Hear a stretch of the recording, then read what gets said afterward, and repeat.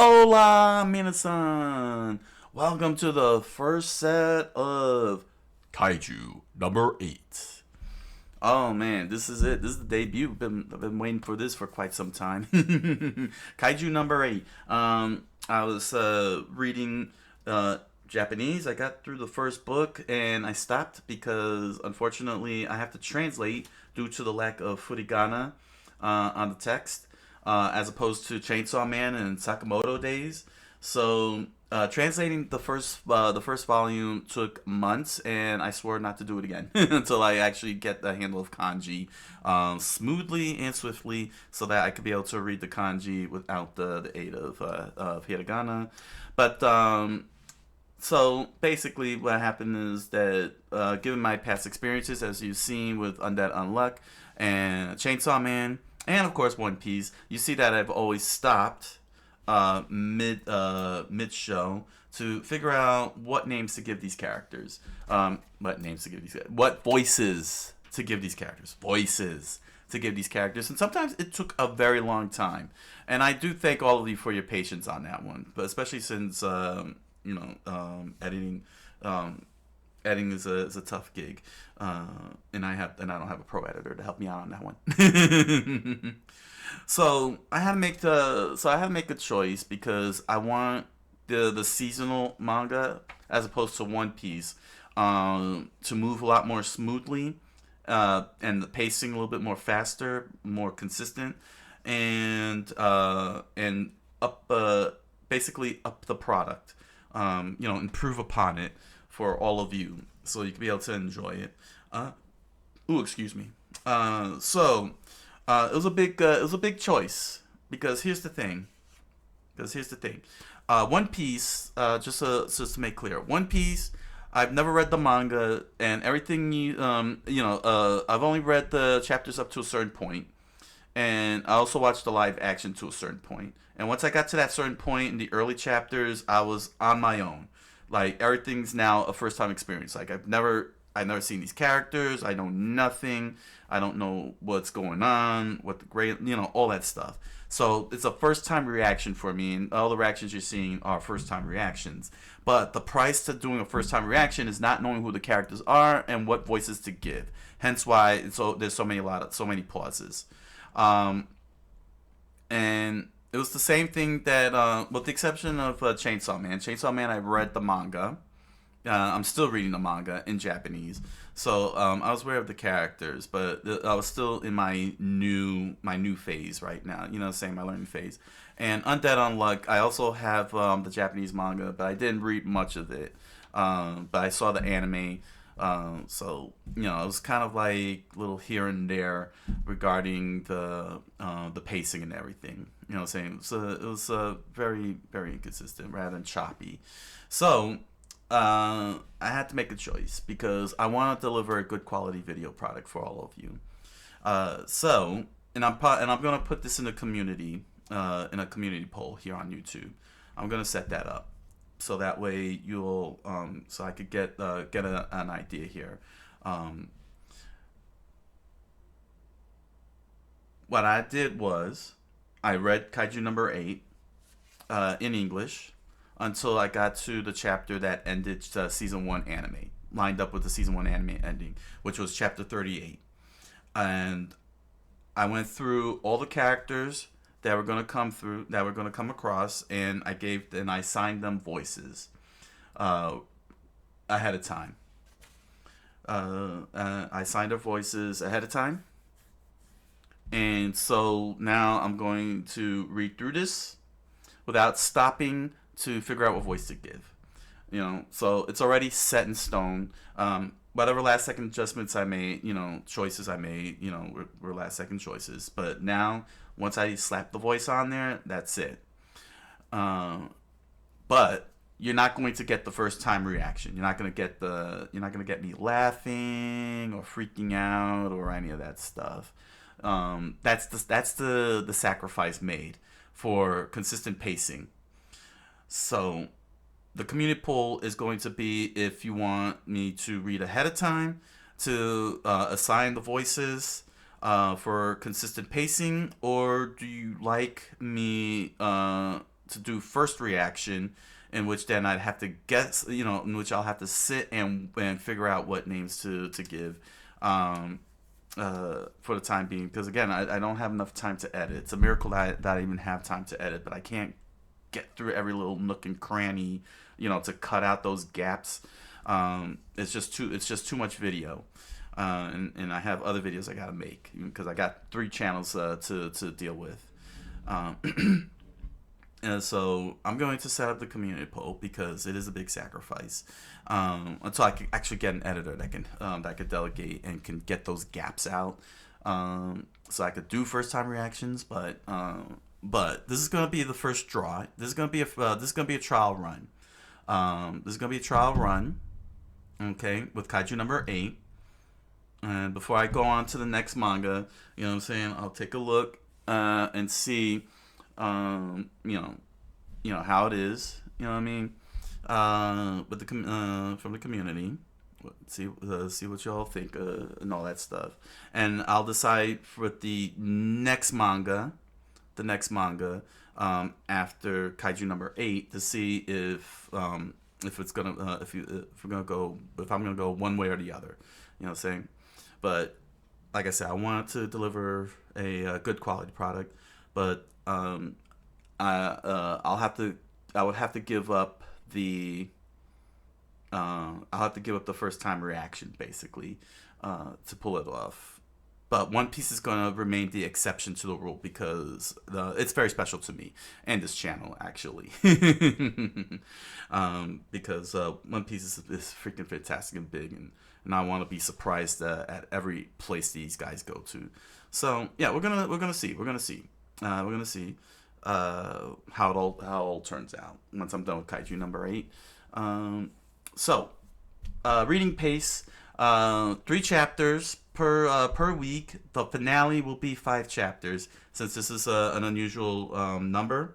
If it was 39, it would have been 3 chapters across the board, but I don't want to do a finale on 2 chapters, so I'm going to do a 5 chapter finale at the end to round it out to 8. So that's going to be, so for 11 weeks will be 3 chapters each for a total of 33, and then week 12 will be a 5 chapter finale, jumbo size edition to close out the Kaiju number 8. So this is going to be a 12-week run, and then move on to the next manga. So yeah, it is great news because everything held up. Every single one held up. Just to note, everything held up, in terms of copyright, YouTube's algorithms and all that stuff. So we're moving forward. We're going to keep moving forward until something happens, or nothing happens. Who knows? All right. So there we go. So let's see how this works out. Okay. So everybody, let's get reading. The land of Kaiju. Japan! The nation with the highest monster emergence rates in the world. Because all Kaiju love Japan. They love to hump Japan. They love to breed Japan. That's how much love they give to Japan. Repeat, the drone said. Kaiju has emerged in Kanagawa Prefecture in the city of Yokohama. A giant lizard-like red kaiju stomped through the city, destroying all the buildings in its wake. Its eyes rolled up as the drone continued speaking. We advise all the residents in the vicinity to seek safety immediately. And strange things started plummeting down from the earth as blood red eyes poured out from the sockets, and it crumbled down onto the ground. It lay dead, with its guts all exposed and its spine jutting out into the sky. Fortitude is level 6. There is no threat of an emergence-induced tsunami occurring. We advise all residents in the vicinity to seek safety immediately. Oh, this just did. It appears that the kaiju has been neutralized. And there was an awesome, hot, rocking woman with a long black ponytail and a giant big BFG gun in hand, staring down at the eyeball, twitching in death of the giant kaiju. Random words being spoken in this narrative. The eyeball twitched from pain as it died a slow death. And looking through a pair of binoculars was a spiky-haired dude chewing on a hamburger. Yeesh, they made one hell of a mess, he said. Kaiju number 8, Chapter 1. And this one's gonna be overtime for sure, the cleanup crew said as they were dressed in their uniforms, watching on the internet and looking out at the whole destruction of the city. The drivers all sleeping and all of them waiting for their chance. All right, let's get to it. The captain said, "Yeah, sure." The team screamed as they all jumped off the van and started loading up, ready to go.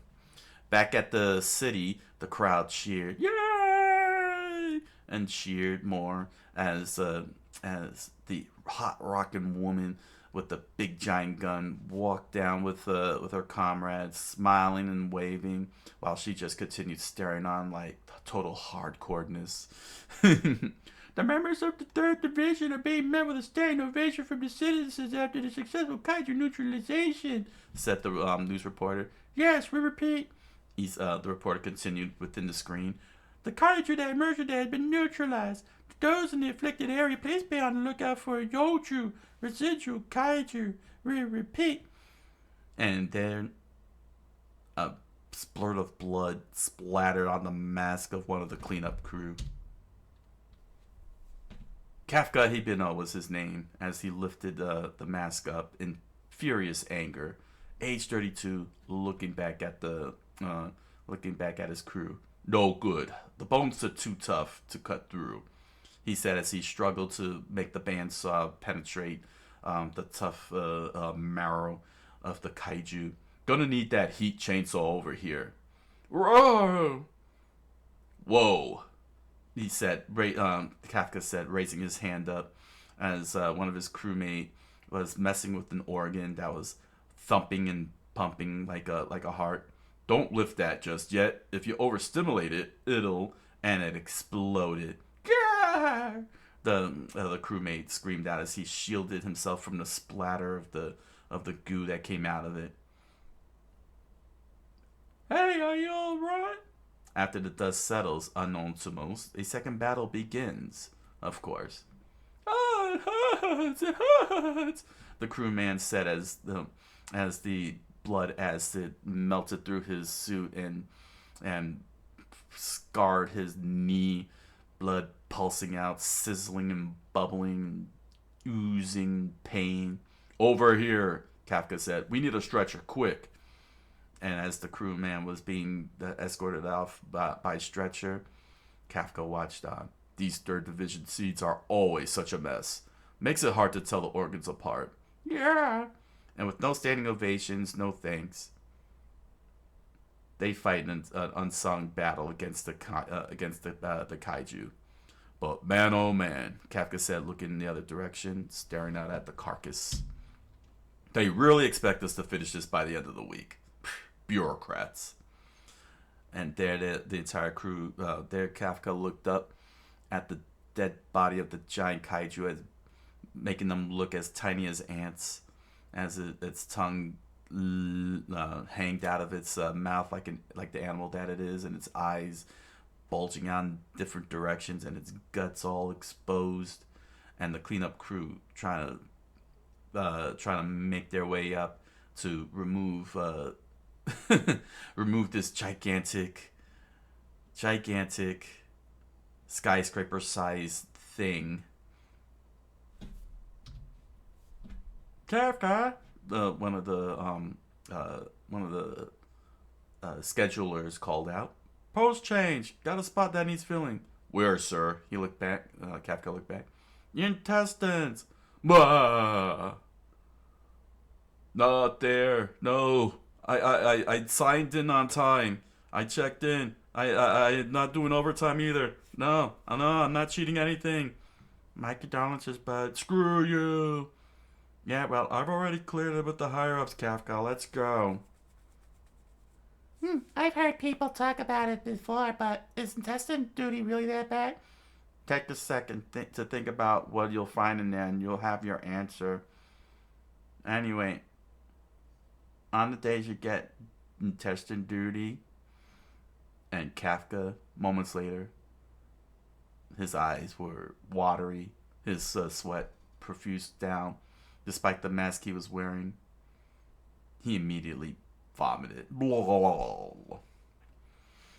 As he was surrounded by every inch of fecal matter, crap, poop of every human being it ate and every animal it slurped up.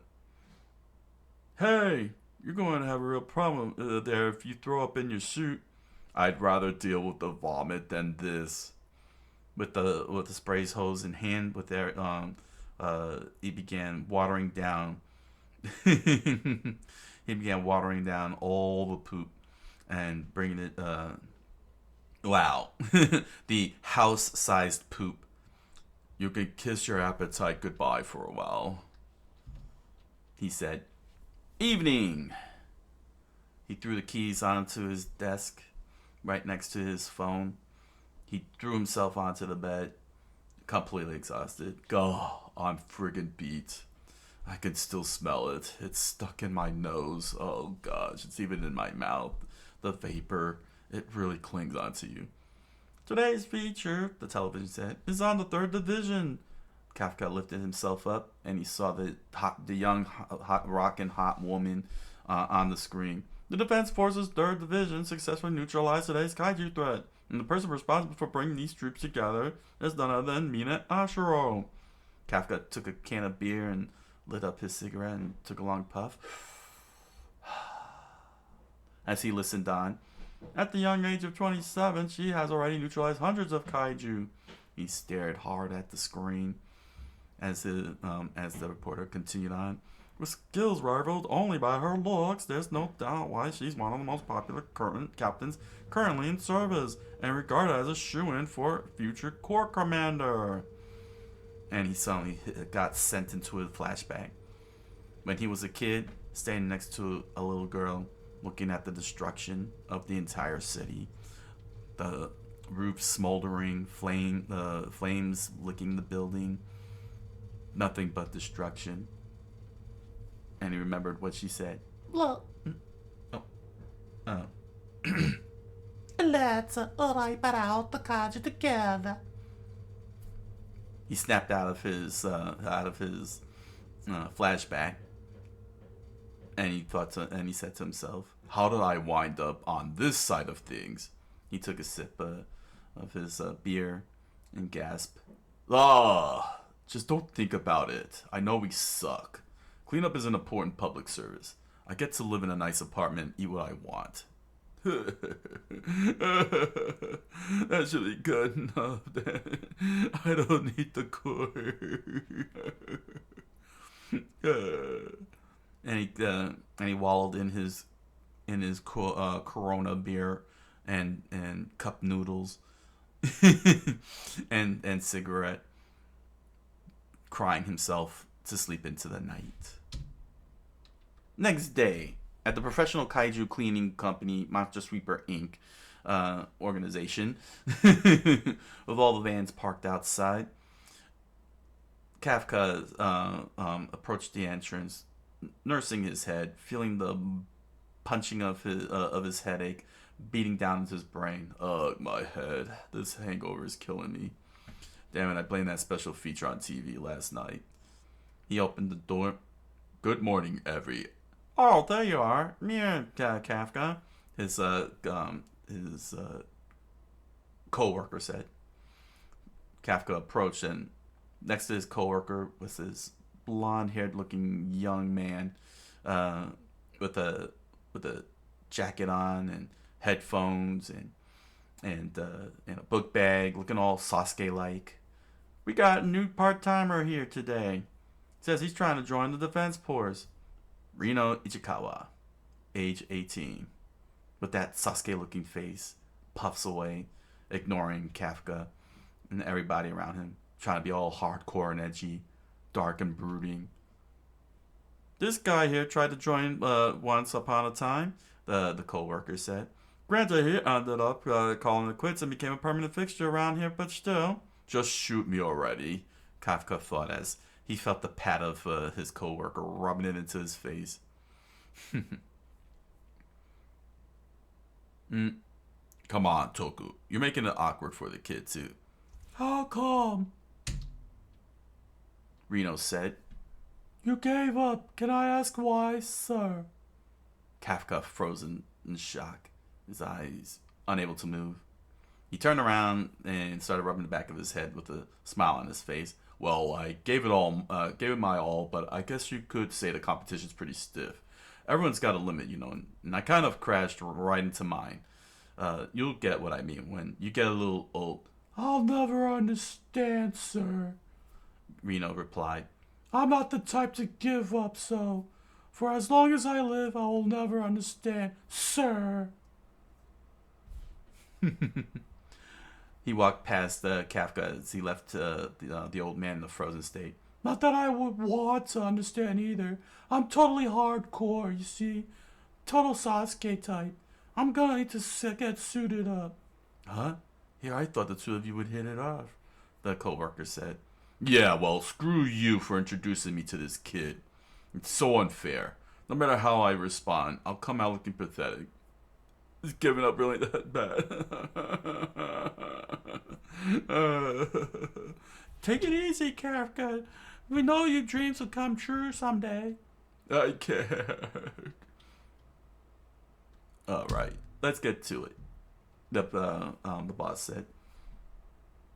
Toku and his guys will team up with the folks from IIDA cleaners to strip the arms.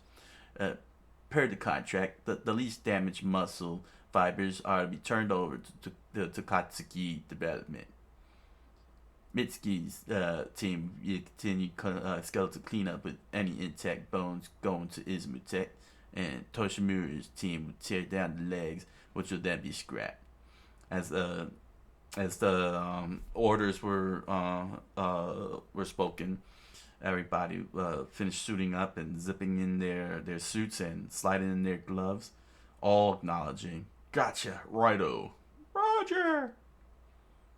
Newbie, you're on attendance. Follow me. Yes, sir.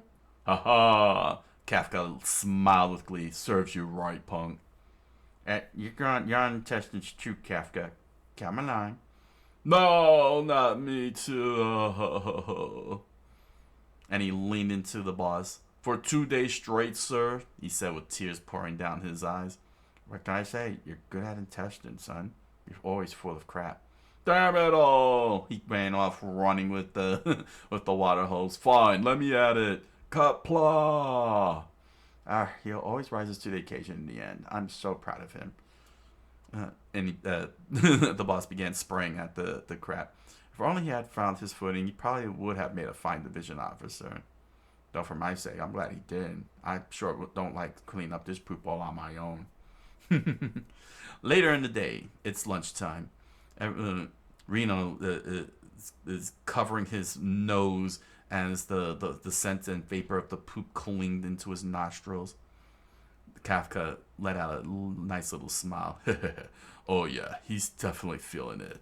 Yes, feel the poop. Feel it all. But so am I. Oh, blah. Huh? Hey, that lunchbox is the only food you brought, right? You're not gonna eat it? I've kind of lost my appetite, sir. Yeah, I bet. He looked at a bottle of juice that he had in hand, and he threw it right at Reno, slapping him on the head. Oh! It was Pitamin. It's Vitamin juice. And Kafka quietly said, "You can have it. If you don't put something in your stomach, you'll never last the afternoon. Poop is a very dangerous job. Take it from me." I'm fine with that. You'll also want these. He presented nose plugs with a pair already stuck up his nose. Popping these in makes the job a lot more tolerable. No, I really don't need. I said you take it. Quit playing coy and plug up your nose already. Come on. You don't want the poop vapors to cling to your nose forever. You have any idea how nasty it is when you spit out the snot and it's all brown? Oh my gosh. Sir, I'm serious. This is a blatant abuse of authority. Yep, that's how we were all were at first. Said the coworkers as they continue eating their food. And that's a wrap for today, the boss said. Good job, everyone. They all bowed in thanks and starting to part ways. We're heading out, they screamed out. Yep, good job, fellas. Catch you later, Kafka said as he turned over to the looked over at the carcass. Well, at least the foulest part is behind us. Hey, sir. Oh, it's you. Kafka saw Reno standing before him. Ichikawa, nice job today. What, you here to get me back for lunch? No, thanks to you and your help, I made it through my first day at the job. I appreciate it very much. I now understand and respect the importance of poop. Oh, no prob. Well, that's it, sir. See you around. Reno started walking away, then he stopped. Oh, actually, he said without looking back, one more thing. They're raising the maximum age for new recruits to 33 for the defense force, that is. It has something to do with the declining birth rate or something. Probably it's more the fact that people are getting killed every single day. You know, I mean, you're fighting a kaiju. You really think you're going to live through that in a couple of weeks? They're just trying to hide that with the birth rate. How lame. And I know it's your life and it's not really any of my business, but you look pretty torn up when you were talking about how you gave up. So I took pity on you and giving you this information. I mean, seriously, I couldn't care less because I'm so hardcore and edgy. So if I got the wrong idea back then, feel free to continue your quitter lifestyle. I'm not ready to call you senpai yet, so see ya. Hey, Ichikawa. Kafka let out a light smile. Thanks. You're a better guy than I gave you credit for. Listen, what part of me trying to be a dark and edgy are you not getting? That's not the... And suddenly a giant monster emerged with bulging eyes and human teeth straight out of Attack on Titan. Huh? Wait, you're in the wrong manga!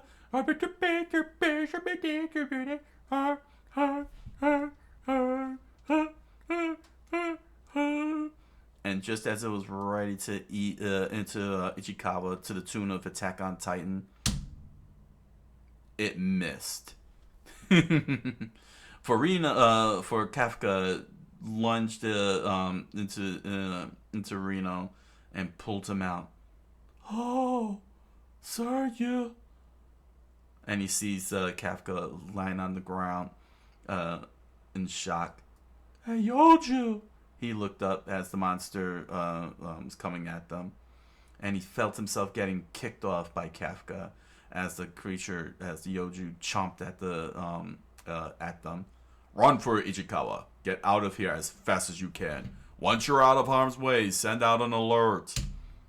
But, senpai, you'll be on your own and... You think a second person will make a difference? Also, thanks for calling me senpai. You're dead set on joining the division, aren't you? What the hell are you dying here prove? Oh, senpai, I'm sorry. Reno ran off as Kafka picked up a pipe and looked there and stared the Yoju at the eye. I've played Final Fight. I know how to use this pipe. Yeah, I'm completely screwed here. That was all big talk and everything. And Yoju swung its skeletal-like arm, swiping at him. He was able to block with the pipe, but the thing bent and he took and part of his body sliced. Dang it! How did things end up like this? I'm such a loser, he said as the Yoju knocked him into a flashback. Once again, a kid him standing next to the little girl, staring out at the smoldering city. Oh boy, he said. Our homes, the school, all of it's been destroyed, huh, Mina? Yeah.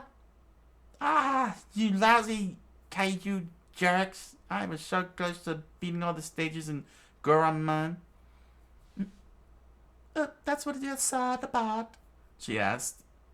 I'm sad that Miko ended up dying. Miko, that calico cat? Yes. They both sat down on the ground as they continued watching on. And for one moment, they said together, I'm going to join the defense force. I'm going to join the defense force. And then they looked at each other. Are we in love? Perhaps. Get real. What's a brat like you even talking about love? You'd realize you're still in grade school, right, Karafka? He crossed his arms and gave her that serious look. Okay then. We'll just see which one of us becomes a cooler officer. Let's Wipe out the Kaiju together. And Kafka was snapped out of his flashback as the giant Yoju hand slapped him right in the leg. It left a big giant handprint in the street with his foot underneath, completely shattered into pieces. It wasn't supposed to end up this way, he said as he started crying. I wanted to be a soldier and beat you up. If I was in the defense corps, I would have crushed you now. And the Yoju slowly leaned closer to him with drooling teeth like in Aliens. It opened its mouth and was ready to chew him up. Well, it was fun when it lasted, he said. Only to watch the Yoju get slapped upside the head by Reno in a giant sign. Yeah! Reno screamed out as Kafka looked on in shock. Ichikawa, you idiot. Why did you... I sent the alert. That's not what I meant. If I left you here and went away, senpai, I could never join the division. How can I call myself a freaking corps member if I can't even do this simple little thing? You know, it's kind of like what happened with My Hero Academia. You know, you're Bakugo and I'm Deku with no powers, you know, since I haven't started. Yes, I get it. Can you stay focused? Oh, okay. And Kafka once again had a brief thought as he thought to himself, damn it, as he remembered receiving the rejection letter. I'm so powerless. I haven't changed a bit, he said as he watched the giant Yoji open its mouth agape over both Reno and him, ready to bite into them. I can't protect anything. Not my game console, not my friend's cat, not even the rookie from my job. Damn it! He screams out with bulging veins as he embraced death. And suddenly, holes popped up out of nowhere across the Yoju. Even its head. It stood in place and unsure of what the heck happened. And it just started to collapse into itself as all of its guts spilled out. Reno and Kafka were in shock at what happened as the Yoju landed onto the ground and its tongue stuck out dead. He looked up and he was shocked at what he saw. Target destroyed. There's a man down. It's the Japan Defense Force. Proceeding with the rescue. The 3rd Division. The rockin' hot woman with her giant tiger like she got with the sniffets behind her. All staring down at Kafka and Reno. Captain, Mina Ashido. What? She's the hot rockin' woman? Wow. She's awesome. She's hardcore. With her mask off, she turned to her team. Igarashi, Takaragi, see to the wounded. The rest of you follow me. She hopped onto her tiger. Oh my gosh, that's just too hardcore. She hopped onto her tiger and started riding off.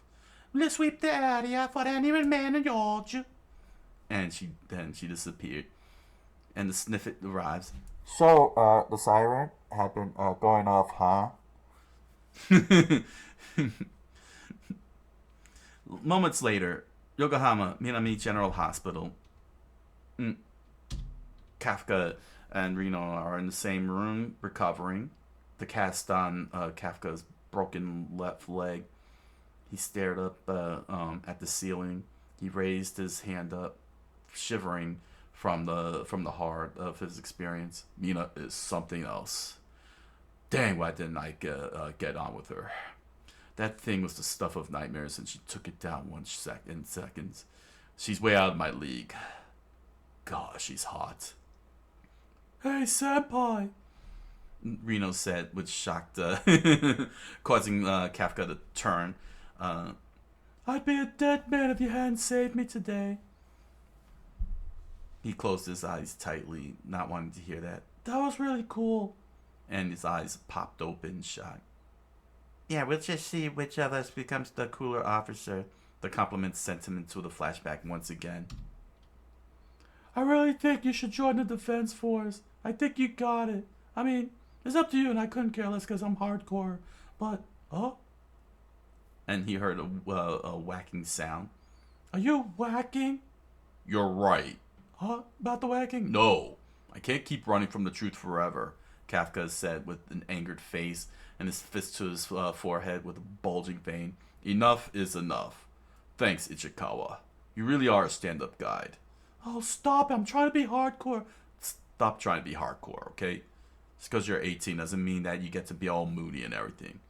I'm going to shoot for the moon and head for the defense force one more time. And there it was. A big, giant, flying creature. Looks like a fly. It's got a long tail, 4 arms with fingers up for it. Looks like its brain is exposed and some sharp teeth. It's just floating around there. Kafka just froze in place. What? And the creature spoke. I found you. Okay, here's what's gonna happen. You're gonna open your mouth so the narrator will say that your mouth was gaped wide open and a fly entered inside. And I'm gonna be the fly that goes inside you. It's a... And with his mouth wide open from shock, the fly entered into his mouth. Oh my gosh! Yeah, Kafka screamed out. I'm being hentai over here. Why? Oh my gosh! Is this what it tastes? Oh no! I'm not a schoolgirl. I'm a seinen. Why? Oh my gosh! Senpai, are your wounds acting up or? And there he was, all armored up with the awesome rockin' skull with teeth out it and bones protruding out like horns. No, it is horns. It's definitely horns. And he's got abs. Lots of abs. What? He looked back, and then he turned over and saw the reflection from the window. There was a moment of silence. Whoa! Ichikawa, it's me! Kafka said in the kaiju suit. I'm telling you, it's me! Hey, don't back away! Go! Why? What happened to you? And then Reno looked back and saw the old man. He picked up the phone. I'm having a heart attack. Help me. Oh no. And that's when they realize he sees he sees him like a kaiju, because he is a kaiju. Let's get out of here, senpai. To be continued. Kaiju number 8. Kaiju number 8 by Naoya Matsumoto. Chapter 2. It is the past. At a library. Kid Kafka is with Kid Mina. Kid Mina, of course, chewing into her pencil, all frustrated and flustered, as they read their books. Kinda scary, huh? Oh, kinda scary, huh? Mina said. What is? The thought of fighting a kaiju 100 times your size. He pat her on the head and she looked up. Don't you worry. He smiled. And Nina snapped out of her flashback as she remembered his last words. When the time comes, I'll be right there by your side. She stretched in her bathtub as she remembered Kafka's shocked look. Liar. She thought to herself. And the phone rang. She picked it up as she stepped out of the bathtub and started speaking into it. Razza. No, not a problem at all. I will deploy my team and have it put it down. As she approached the balcony, to the flash of millions of cameras throughout the whole city before her, and her pet tiger by her side. Yokohama Minami General Hospital. Back at the hospital. What the hell's going on with me? Kafka said as he looked at his newly made kaiju body. And he turned over to Reno, who freaked out. Wait, Ichikawa, it's me, I swear. Look at my face. There's gotta be some trace of me left in there.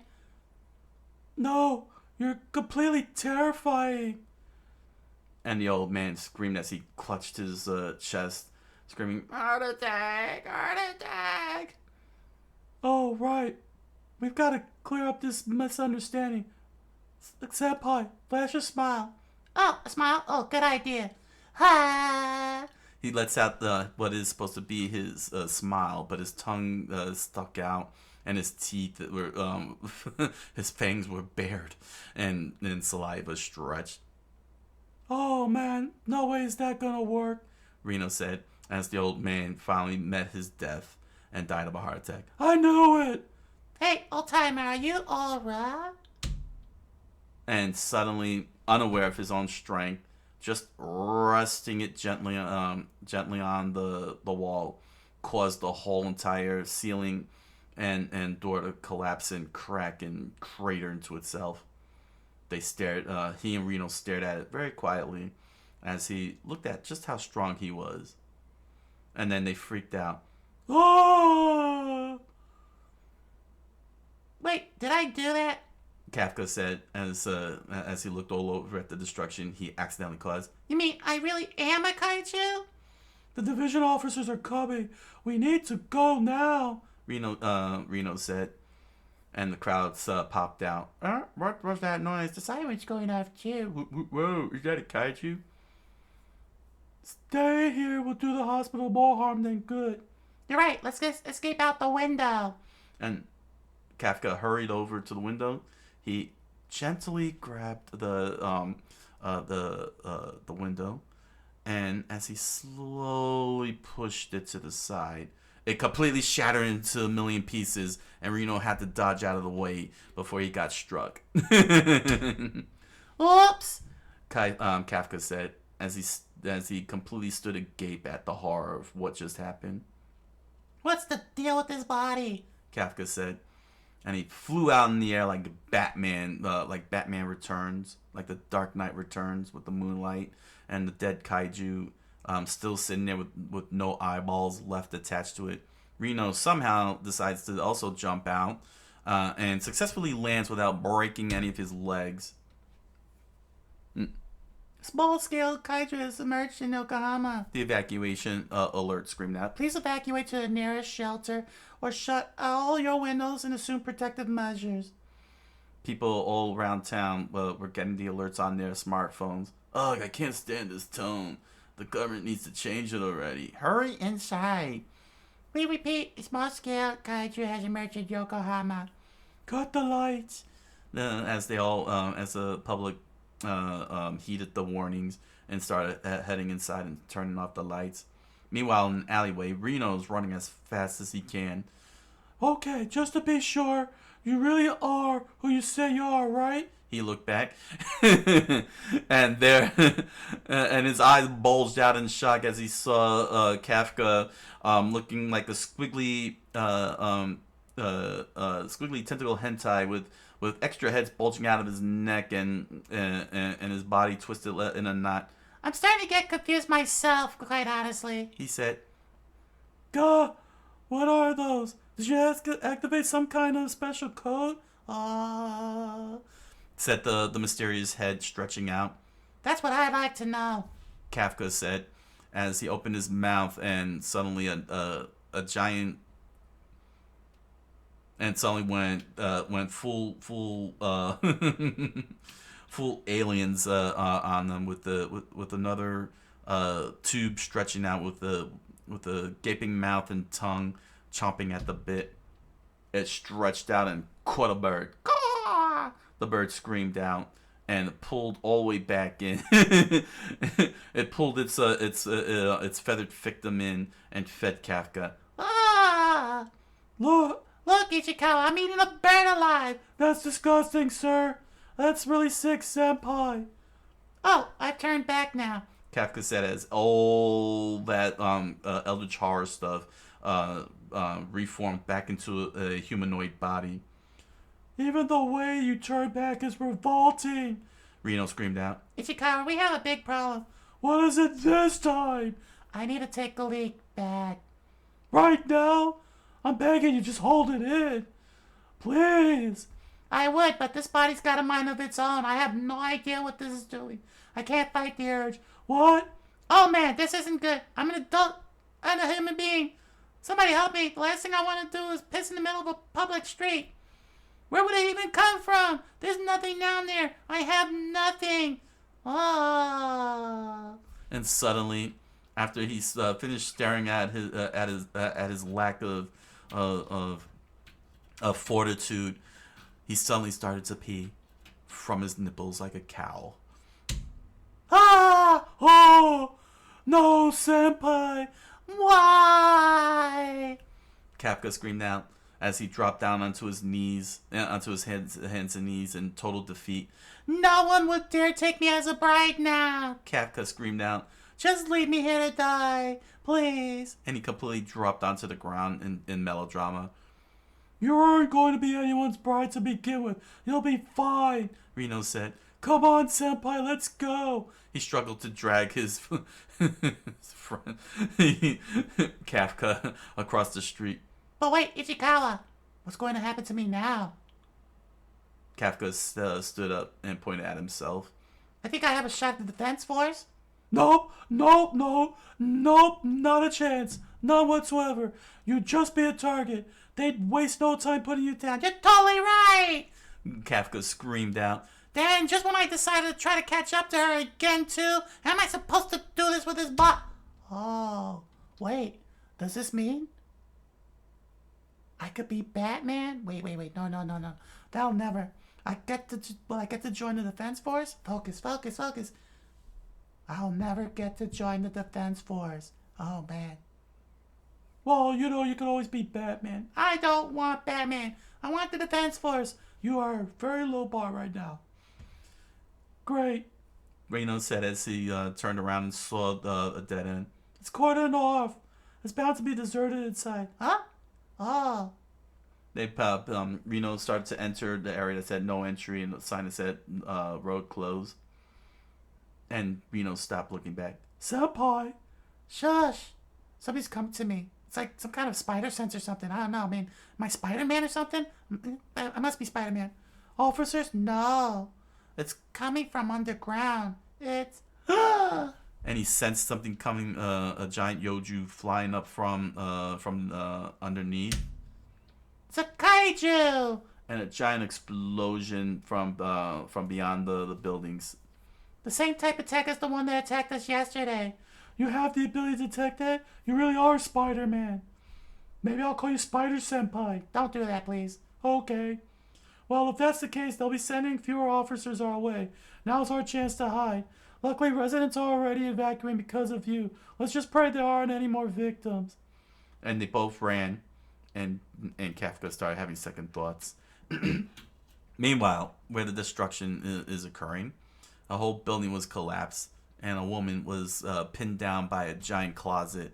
A little girl screamed out to her, Mommy! Mommy! And the giant yoju was ready to go attack on Titan on them, as the little child cried out to her mother, Mommy! Mommy! Oh, you have to run. Hurry. You will become the Eren once I am been eaten by this attack on Titan. No, Mommy, I don't want to be Eren. I want to be Mikasa. Then fine. Please, run away. I will be fine. In the belly of the beast. Run away. No, I'm staying with you, Mommy, until we finish this whole Attack on Titan scene. Please, go.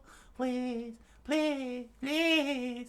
And the kaiju and the yoju has them completely covered, ready to slowly close its mouth as they both scream out, "No!" And that's when Kafka delivered the epic punch of epic proportions. His fist curved the entire mouth of the entire cheek of the kaiju. It's the yoju's mouth bulged to the side. Its eyes looked in multiple directions. Its bane bulged in pain, and the yoju flew into the next building, creating an explosion. The little girl looked up and saw Kafka. He freaked out. Wait, what incredible power! He realized what he had done. Then he turned over and saw the little girl. She was freaking out. Are you alright? Oh, right, I get it. Sorry about that. See, let me explain. How about I smile? He smiled at the child and she freaked out even more. Ah! The child started having a heart attack. Oh, jeez, I'm sorry. I'll be gone soon, so please don't cry. The yoju turned around and looked back at Kafka as he took on a hero pose, staring down at the creature with one eye bulged out and the other eye caved in. Ichikawa, take care of those two.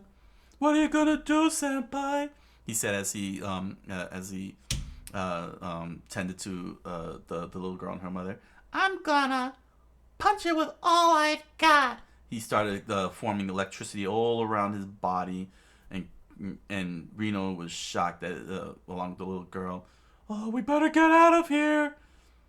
1, 2, And Kafka delivered the ultimate uppercut. 3. One punch! And the entire yoju shattered into a million pieces. He watched it fly up into the sky as its guts completely scattered across the wind, splattering onto people's property, the windows, the buildings. And everyone, Reno, the little girl freaked out what they saw as the giant arm of the yoju landed right next to them. That is. And suddenly, it rained blood. "Definitely not something you should use on a human," Reno finished off as he soon realized what the heck Kafka was capable of. Alright, everything's fine now. Let's get your mother to the hospital and... And the little child immediately buried her face behind Reno. Oh, yeah. Hey, tell you what. Kafka said as he knelt down below her, very careful not to touch her to not accidentally hurt her. That nice young man there He points to Reno. is going to take you to someplace safe. And I'm going to leave right now, so don't you worry. He got up and started walking away all hardcore. Mr. Kaiju, The little girl said, making Kafka stop. thank you. And and Kafka and hearing the sound of thank you from a little girl sent Kafka into a flashback. Kinda scary, huh? The kid Mina said. When that time comes, I'll be right there by your side. Oh, please, Kafka, you need to lay off the manga. That was so corny. But you're a shonen. Oh, Don't be a little jerk. Don't you tell mom or auntie. Those two blab to every woman in the neighborhood. thanks, by the way. Mina smiled happily. As long as we're together, it shouldn't be too scary, right? Let's go. And Kafka and the two kids ran past Kafka and he looked back as he saw his kid self and kid Mina doing JoJo poses at what they thought were kaiju in their imaginations. And he envisioned them both JoJo posing as adults, staring down at a giant kaiju ready to strike it down with awesome weapons in hand. Right. Kafka said, I have to get moving. Senpai, the officers are coming. I'll get these two to the hospital. You just hurry up and hide. Senpai? Ichikawa, I won't be giving up after all. Kafka said. I gotta get moving. If I want to be by her side, Kafka said as his mask slowly removed, revealing his face.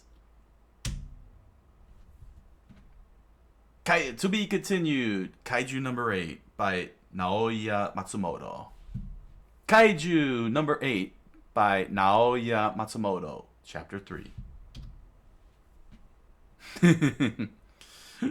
There was the television showed a composite photo from eyewitness testimonies of what was now dubbed Kaiju number 8 by the media. The whereabouts of this kaiju, the 8th documented this year, remains unknown, the reporter said, as Kafka and the cleanup crew watched and listened. The Defense Forces currently working to track its location. Man, the coworker says he was going through the internet. They still haven't found that thing? I know, right? Probably dead by now, don't you think? Reno listened on and thought to himself, this has gone out of hand. It's been 3 months since my senpai, Kafka, became the first unneutralized target since the inception of the Defense Force. Now the Defense Force officers across Japan are trying to track him down. Reno remembered what Kafka said. I've gotta get moving if... I want to be by her side. Oh yeah, Ichikawa? The boss said. These came in for you and Kafka. He's on site right now, working the early shift. Huh? Reno opened up his letter and found that he passed the examination. Go and deliver this to him from me. The kaiju, the boss said. And Reno ran as fast as he can. Senpai! He stood there and saw Kafka sitting on top of the kaiju, eating his meal in a very unsanitary condition. We passed the first stage exam. Seriously? Kafka turned around in his kaiju form, eating a tamago. And Reno, out of nowhere, drop kicks Kafka without feeling any pain from striking a giant. What is a kaiju? What are you thinking? He screamed out. Exposing yourself in broad daylight like this. Glack! Hey, don't you think it's a bit early for roughhousing? Kafka said. Your face! Look at your face! Are you seriously that oblivious, you moron? Oh, crap. Guess it still slips out when I'm not paying attention. That should do the trick, right? You're still not back to normal. They were just talking about you on the news. Reno leaned in and screamed into Kafka's ears. You have to be more cautious, senpai. All right. My bad, okay? We told them that we got scared and evacuated. It's the patient's room. The flashback showed. Are you two okay? Then Reno crouched down and presented him with the letter. Here, this is yours, senpai. Ah, cool, good stuff. I thought you'd be more excited. Well, the second stage is the part I always bomb. Then, what's with the cocky face? So what now, senpai? Do you seriously intend to carry on in that body of yours? Reno asked. No worries. He made the kaiju face. I'm really good at hiding things. You're not fooling anyone! Freaking get rid of that face, jeez! It's so uncanny. The second stage isn't all books and essays like the first stage, Reno said. It's going to be full of officers. If you can't find out, they won't hesitate to put you down. Kafka crossed his arm, listening in on Reno, and he opened his eyes and replied, Even so, I'm taking the exam. I've done a ton of research these past 3 months, but I still haven't found a way for me to get completely back to normal. I'm already 32, so for me, this exam is literally my last chance.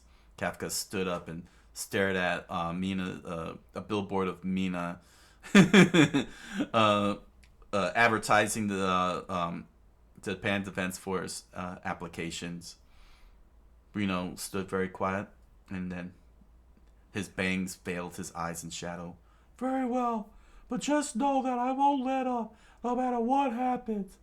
You will be my rival after all, senpai. Huh? Is that so?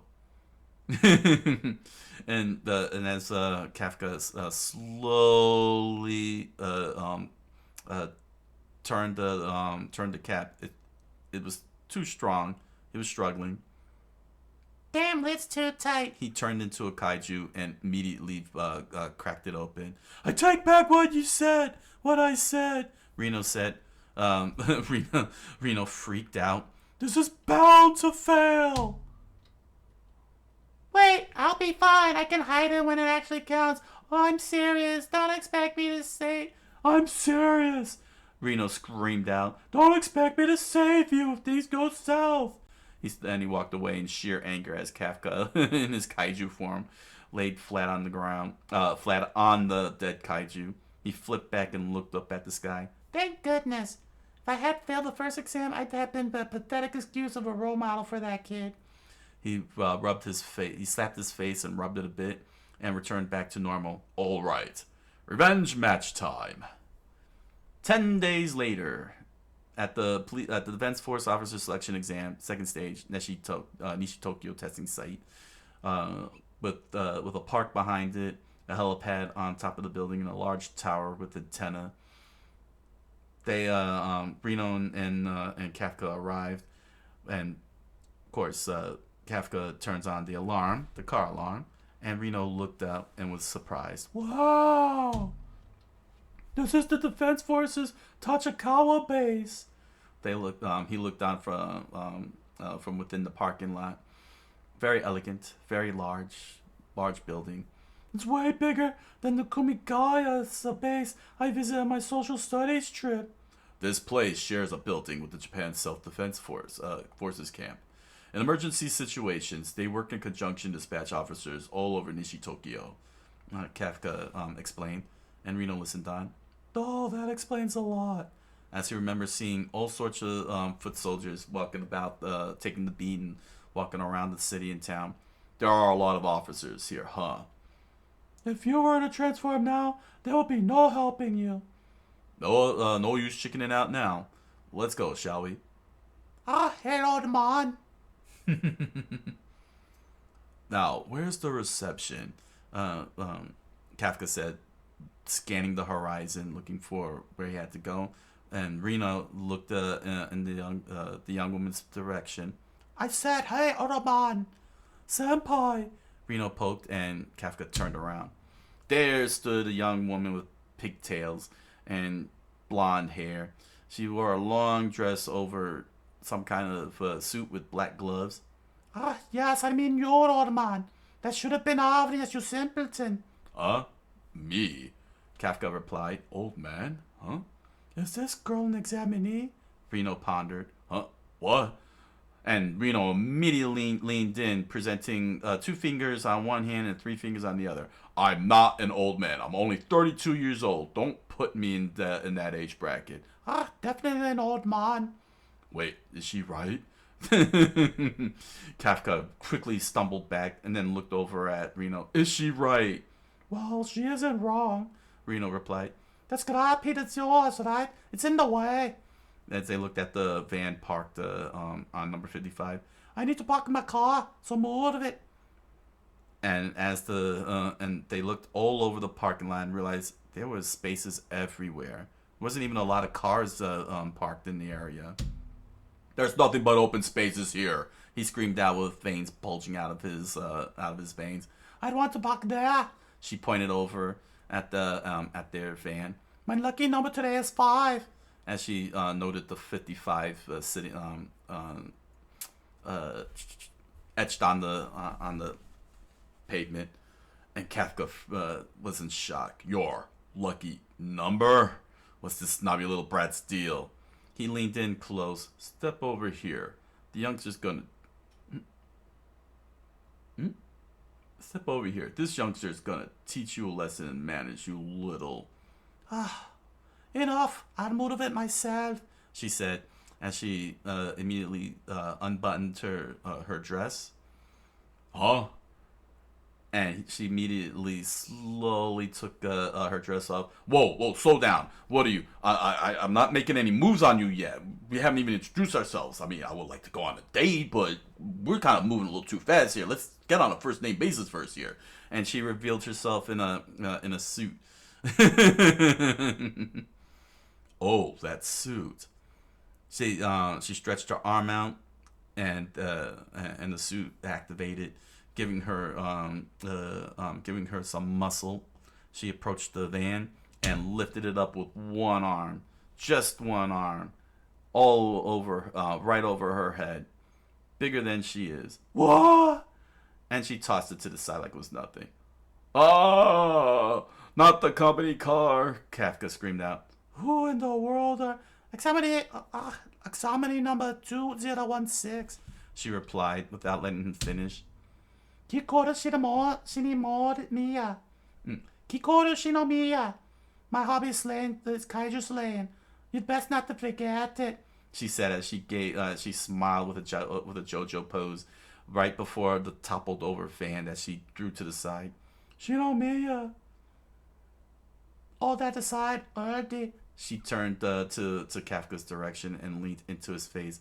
Is it me, or do you reek of kaiju? He leaned back in shock, hoping that his ruse was not revealed. To be continued. Kaiju number 8 by Naoya Matsumoto. One of the things that I actually really enjoy about Kaiju number 8 is the world build. It's got a good set of rules, and the first 3 chapters really did a good job establishing the rules of the Kaiju first, and that's actually great because it gives us an idea of just how dangerous the creatures are, and what they're capable of doing. And of course, what they are. The designs are fantastic. I really like that they went with the color art here. When I was reading here on the Japanese language version, they did provide the color here, but I don't think they did the color for the explosion part. Let's see here. I just want to show a comparison because it was pretty amazing. I didn't expect to see the color, like a color when the kaiju got blown up to bits. Here we go.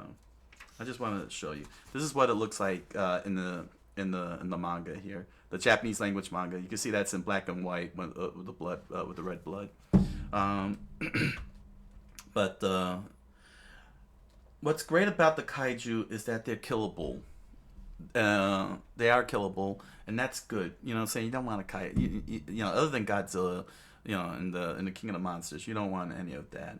But the designs are very fantastic, very well detailed and everything. Matsumoto really leans in very well on the bulges and so on. And the pacing of the story is actually very solid. So this is the first rule that we do find out, is that the kaiju can be killed. That's the first world rule. Kaiju can be killed, and they can be killed by humans. And that's a great way to start with your world build, is establishing that rule first. Establishing your rules as soon as possible, and to do it within a couple of panels and in 2 pages is great. It makes things a lot easier for people to follow through and follow along. We get to see our 2 principal characters, which was great. We get to see Mina and see that she's the one who took it out, and we see Kafka, who's in his current situation. Good writers will always have their main characters on front and center within the first pages immediately. Sometimes you get some writers who want to try to be all prose, flowery and everything. But the fact that Matsumoto got straight into the point with the story and establishing the characters is very solid. It's a very solid thing. And again, just look at just to go back to this here before I continue on. Look how nicely detailed the artwork is here, and this is just in color, black and white. It's like really well done. But look, you can see the bones, the bone structures. The way it's formed and everything. You can see the muscles, the strands of the muscles. You can see all the innards and the parts and everything. Matsumoto-san really leans in on the creature design, and it's very excellent. It's very well executed. Um, and really, and not only that, but doesn't even skimp out on the buildings. Like you can see the details of the stuff on the roof, along with like the windows and the doors and so on. Sometimes you go in very hard and you start off really strong, and it's pretty good. And with the establishment of our two main characters, we already know that Mina is already, an established fighter. Like right off the bat, in quick exposition, we now know that she's the top. She's at the top and everything, and Kafka is just a cleanup crew. We get to learn throughout this whole entire first chapter how the kaiju work, in a sense. Despite the fact that it's a carcass and it's not attacking, what's great is that we're learning the anatomy of the creature. We know that there are parts of the body that will explode if mishandled improperly, and will have acidic blood or some form of acid that can actually burn the flesh. We find out that it's got intestines that has to be cleaned up, and sanitized and so on. And it's not easy to do that. I know it's being done as a joke, but it's at least it's getting that out of the way. And we spend most of the time getting Kafka's backstory. We find out, sadly enough, he wanted to accomplish, with Mina, but it didn't happen for some reason. He just keeps failing every time he tries, and he basically lives a very, very loner life at this point. I mean, he's at 32. He clearly has a thing for Mina, so it's he's having it tough. He's having it tough and everything. But they both had the same dream, as we find out. He meets Reno, which I gotta say, good job.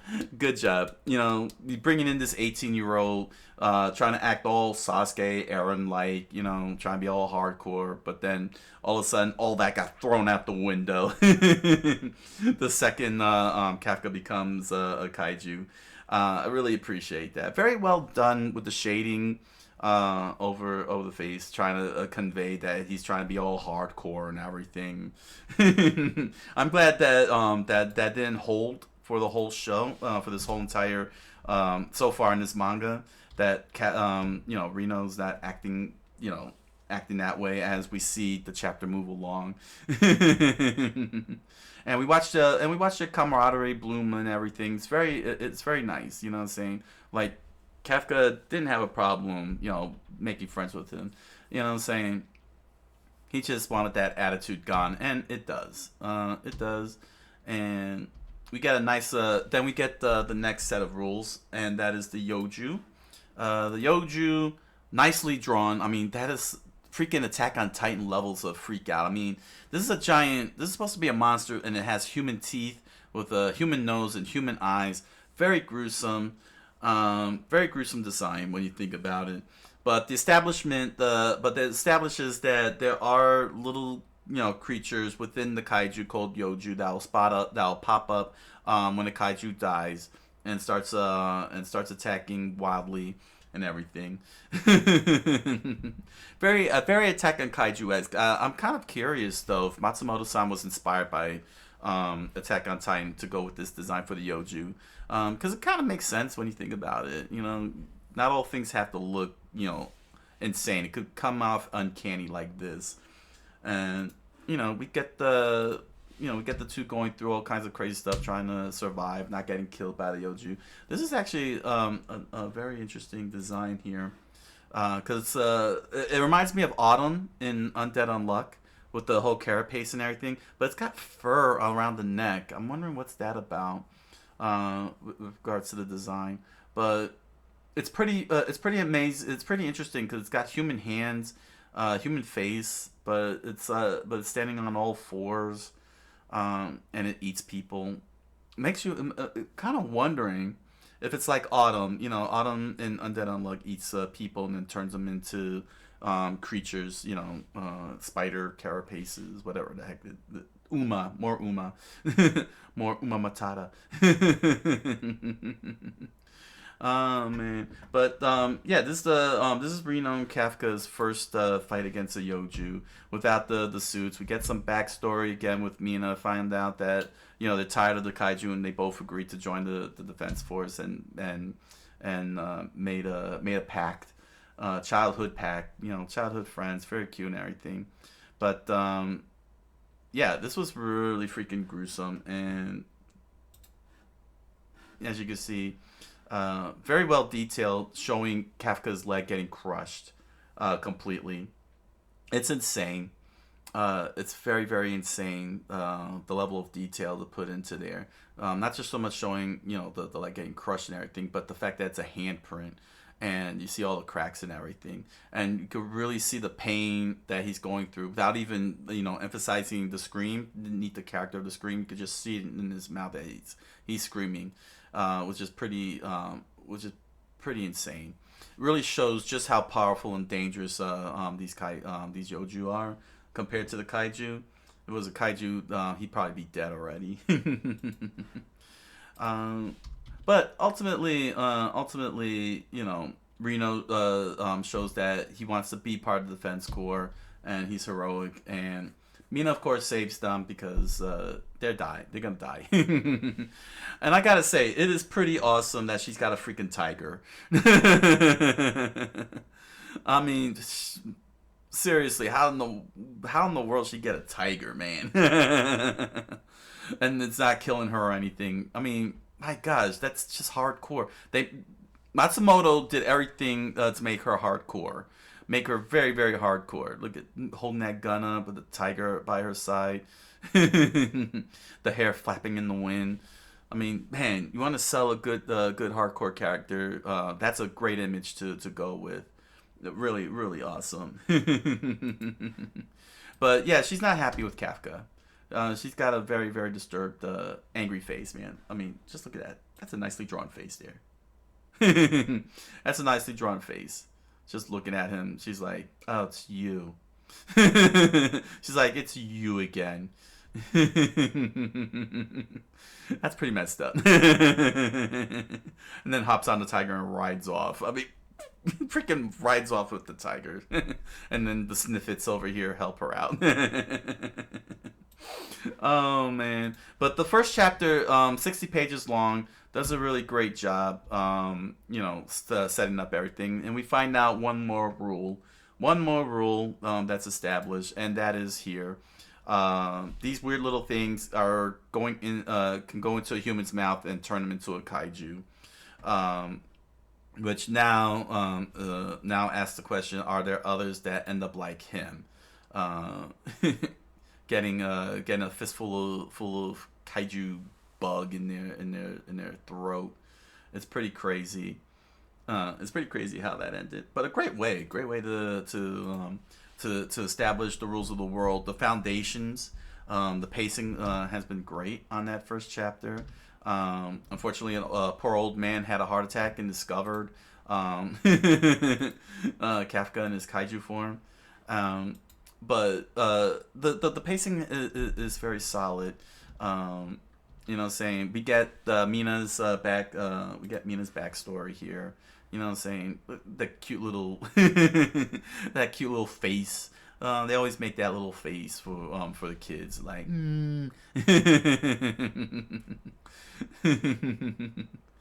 Oh man, but Kafka being all cool towards her, it's very interesting. Although it probably might not be covered, I still would like to know how he failed. Because he says he always passes the first exam.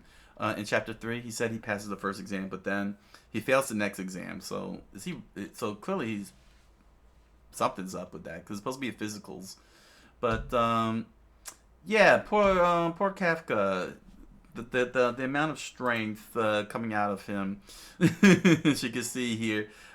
He's not even putting any effort into it. He's just being, he's just treating it like a human being, like a human being will lean on it. But it turns out the strength is just beyond anything.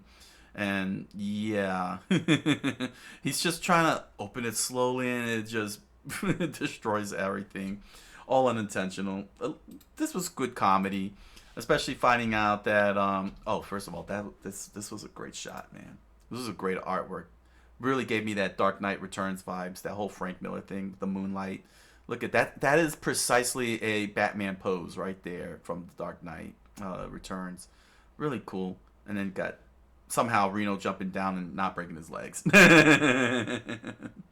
Man, but very well done. Again, with the details. Just look at the details. Could have phoned it in easily, but look, they show the veins, the missing eyes, the open gaps on the top there. The cranes are detailed. It's just, this is great artwork. It's very great, very eye appealing. You know what I'm saying? It's very appealing to the eyes. None of the characters are sacrificed for for cheap stuff. It's very elaborate and not uncanny. Like this one. This is very uncanny and hilarious. Oh my gosh. So yeah, we see that Kafka is having a hard time getting a handle of that body. Eats a bird, pees out of his nipples and everything. It's just but what's great is that what I liked about that whole sequence, this whole sequence with them running away, is that it's not taking itself too seriously, and that's great. You know what I'm saying? It could have easily taken itself seriously, very seriously. Like Reno could have been like Sasuke, Sasuke type character, all moody and broody. But no, Matsumoto leaned into a sense of comedy with a lot of action, and it is fantastic. I like that. You know what I'm saying? Really keeps the story nice and fresh. It doesn't bog it down. Doesn't make it all depressing and sad. And what's interesting too about this, keep in mind that he's 32 years old. He's not shonen. He's an adult, and he's going through that whole shonen type phase. And that's what I love about Kaiju number 8. It's taking the shonen formula but applying it to an adult male. And I guess that would I don't know if it's really seinen because he's 32. Seinen is usually what Reno is. Reno would be seinen. Would be a seinen. So I'm not sure what this would be counted as for a 32-year-old, but it's great to see that 32-year-olds get to be the main character. Characters over 30 and going through these type of situations like this. We got ourselves an Attack on Titan moment here. But this poor girl's about to get Aaron. She's about to become Aaron. I'm glad we didn't go there with that one. But it was funny. It was funny just to see that these nice little references.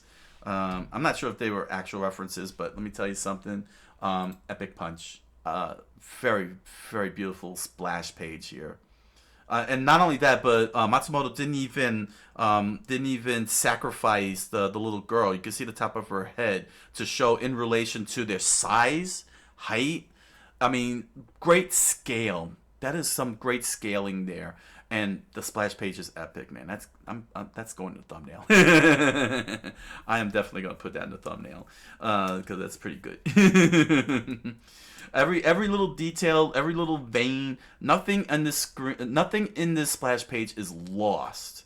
Like you really see heroism and scale, size among the three.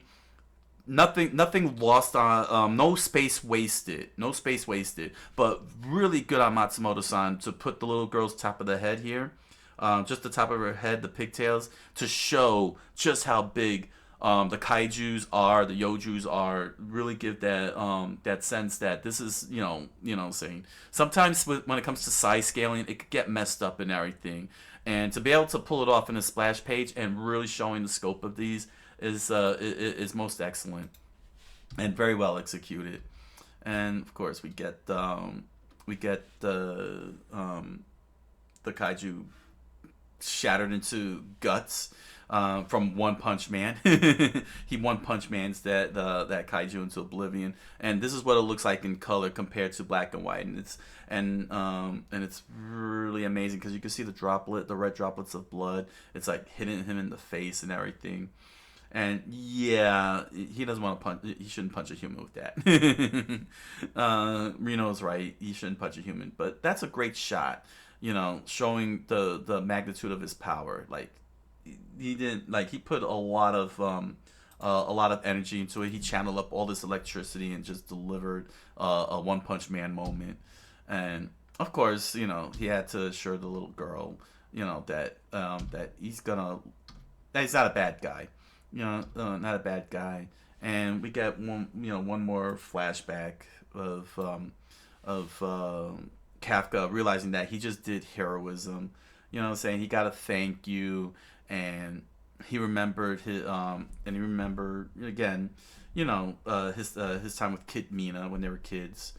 Saying it's great that we get to see what their relationship is like, and then it leaves us to wondering, why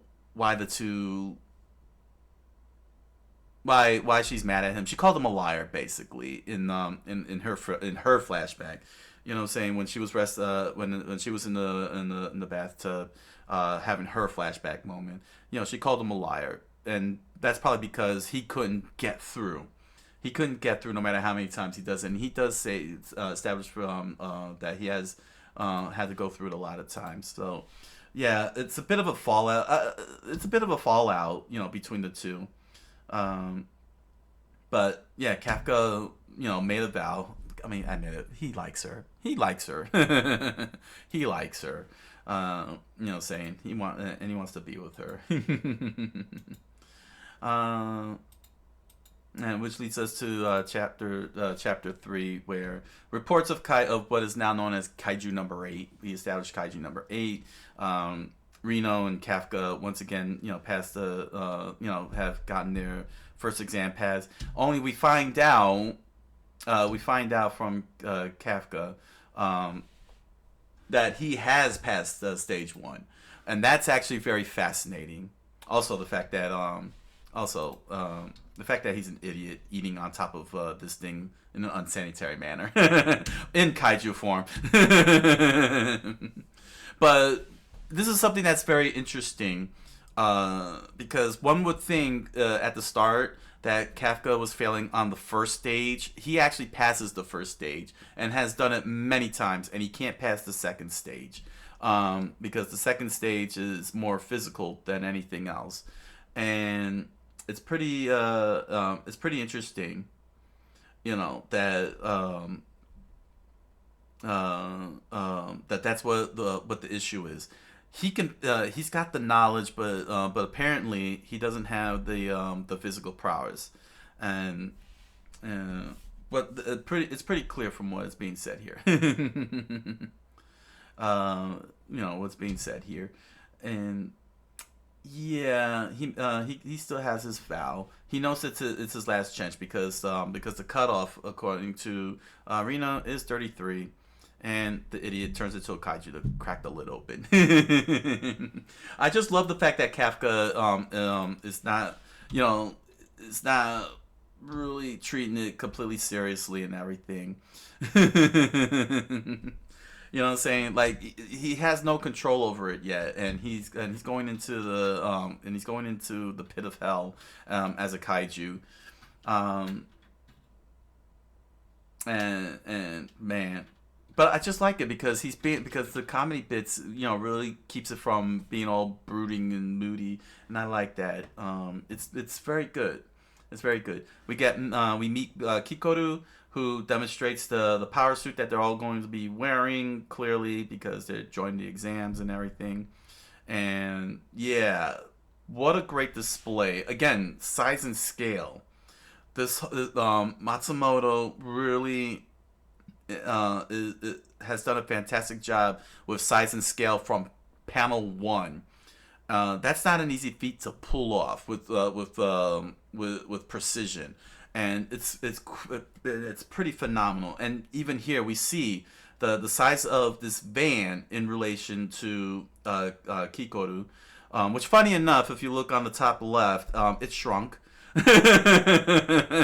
All of a sudden, she looks like she's taller than the van itself, as opposed to when she's lifting the fan over her head. So, you know, not everybody's perfect. But the point is conveyed, and that is that the power suit allows her to pick up the van one-handed with ease, and she could toss it to the side like it's nothing. And that's the whole point of the panel. And that's okay. As long as you can make a point, you can get away with those type of little slip-ups.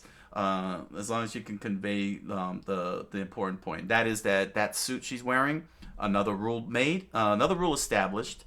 Once again, that these power suits will give you the strength to lift up a van over your head. Great. And what's great about it is that it's show, don't tell.